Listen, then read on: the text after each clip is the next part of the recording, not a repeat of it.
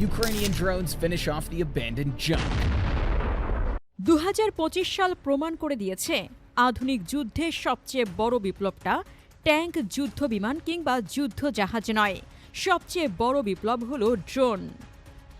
এই একটিমাত্র প্রযুক্তি পুরো যুদ্ধক্ষেত্রের নিয়ম বদলে দিয়েছে। যে দেশ ড্রোনকে গুরুত্ব দেয়নি তারা শুধু হারেনি, তারা অপমানজনকভাবে ভেঙে পড়েছে। আর যে দেশ ড্রোনকে বুঝেছে তারা তুলনামূলক কম শক্তি নিয়েও বড় শক্তিকে থামিয়ে দিয়েছে।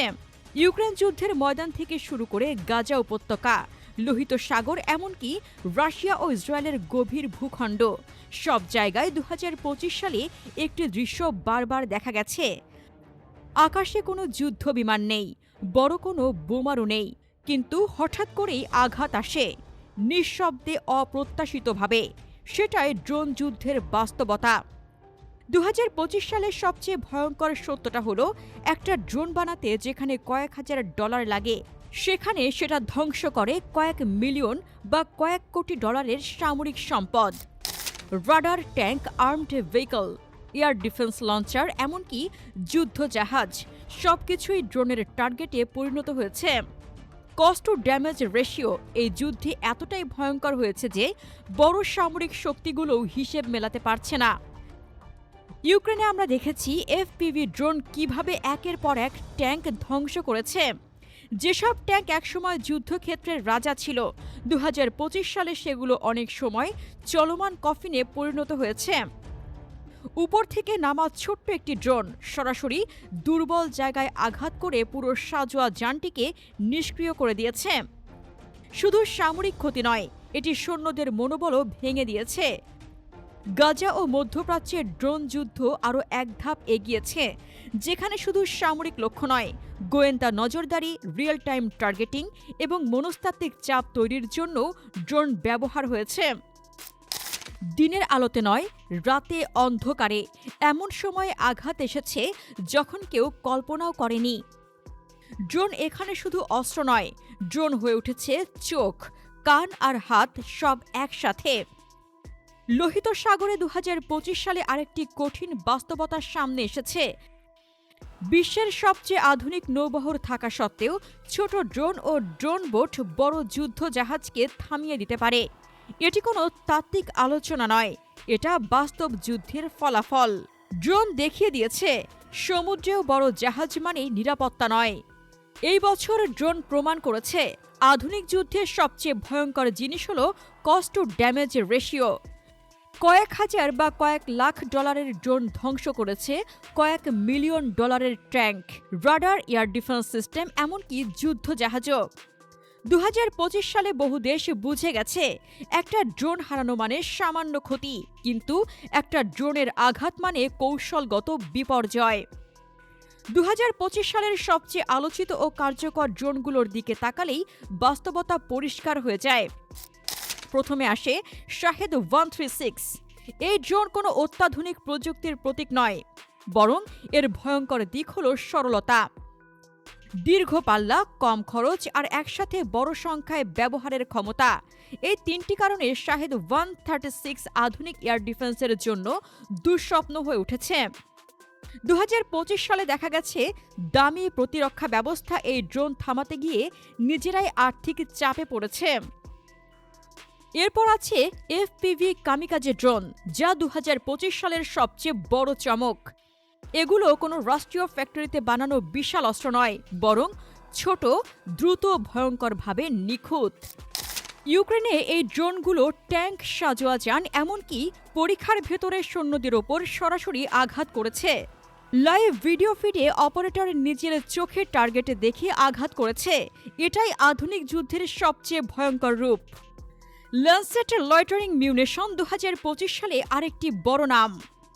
এটা প্রমাণ করেছে যুদ্ধক্ষেত্রে অপেক্ষা করা অস্ত্র কতটা মারাত্মক হতে পারে। ল্যান্সেট আকাশে ঘুরে ঘুরে শিকার খুঁজেছে আর সুযোগ পেলেই আঘাত করেছে রাডার, আর্টিলারি, কমান্ড ভেহিকল। এই ড্রোন দেখিয়ে দিয়েছে যুদ্ধক্ষেত্রে লুকিয়ে থাকা আর নিরাপদ নয়। আরেকটি গুরুত্বপূর্ণ নাম হল বাইরাক্তার TB2। যদিও এটি নতুন নয়, কিন্তু 2025 সালে TB2 প্রমাণ করেছে সঠিক কৌশলে ব্যবহার করলে মাঝারি মানের ড্রোনও ভয়ঙ্কর হতে পারে। নজরদারি, টার্গেট ডিজিগনেশন এবং নির্ভুল আঘাত, এই 3টি কাজে TB2 এখনও কার্যকর।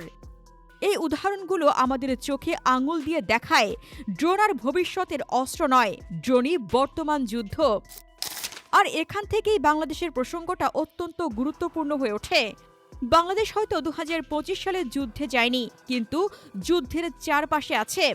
2025 আমাদের শিখিয়েছে শুধু বড় যুদ্ধবিমান বা দামি প্ল্যাটফর্ম থাকলে নিরাপত্তা আসে না। বরং প্রশ্ন হলো, তুমি কি আকাশের নিচু স্তরটা নিয়ন্ত্রণ করতে পারো? তুমি কি ছোট, সস্তা কিন্তু মারাত্মক ড্রোন মোকাবেলা করার প্রস্তুতি নিয়েছ? বাংলাদেশের ভূপ্রকৃতি এখানে অত্যন্ত গুরুত্বপূর্ণ। নদী, চর, উপকূল, ঘন জনবসতি, এই পরিবেশে ড্রোন যুদ্ধ আরও ভয়ঙ্কর হতে পারে। কারণ ড্রোন লুকাতে পারে, দ্রুত আঘাত করতে পারে আর পালিয়ে যেতে পারে। 2025 সালের যুদ্ধগুলো দেখিয়েছে যেসব দেশ নিজস্ব ড্রোন উৎপাদন, প্রশিক্ষণ এবং অ্যান্টি ড্রোন ব্যবস্থায় বিনিয়োগ করেছে তারাই তুলনামূলক নিরাপদ থেকেছে। বাংলাদেশ যদি নিজস্ব ড্রোন সক্ষমতা গড়ে তোলে, reconnaissance drone, kamikaze drone, anti drone system, তাহলে আঞ্চলিক শক্তির ভারসাম্যে একটি নীরব কিন্তু গভীর পরিবর্তন আসবে। এখানে সবচেয়ে গুরুত্বপূর্ণ বিষয় হল ডিটারেন্স, যুদ্ধ না করেও যুদ্ধ ঠেকানোর ক্ষমতা। এই জায়গায় ভারতীয় দৃষ্টিভঙ্গিও বদলে যাবে, কারণ 2025 প্রমাণ করেছে ড্রোনের ক্ষেত্রে সংখ্যাই শক্তি। সীমান্তের কাছাকাছি যদি বাংলাদেশ পর্যাপ্ত ড্রোন নজরদারি ও প্রতিরোধ ব্যবস্থা গড়ে তোলে, তাহলে ভারতের জন্য পরিকল্পনা করা অত্যন্ত কঠিন হয়ে যাবে।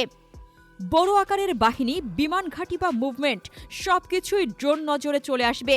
এটা সরাসরি চাপ তৈরি করবে, যদিও কোনো যুদ্ধ নাই হয়। ভারত নিজেও 2025 সালে ড্রোন যুদ্ধের বাস্তবতা উপলব্ধি করেছে।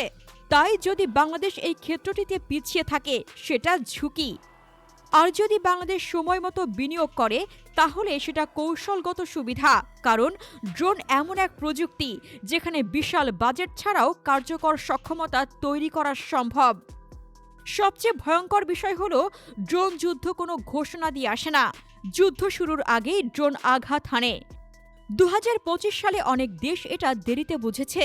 বাংলাদেশ যদি এই শিক্ষার সময় মতো নেয়, তাহলে ভবিষ্যতে বড় ক্ষতি এড়ানো সম্ভব। আর যদি না নেয়, তাহলে ঝুঁকি বাড়বে।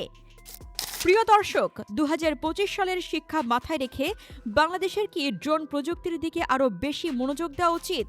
আপনার মতামত কমেন্টে জানান।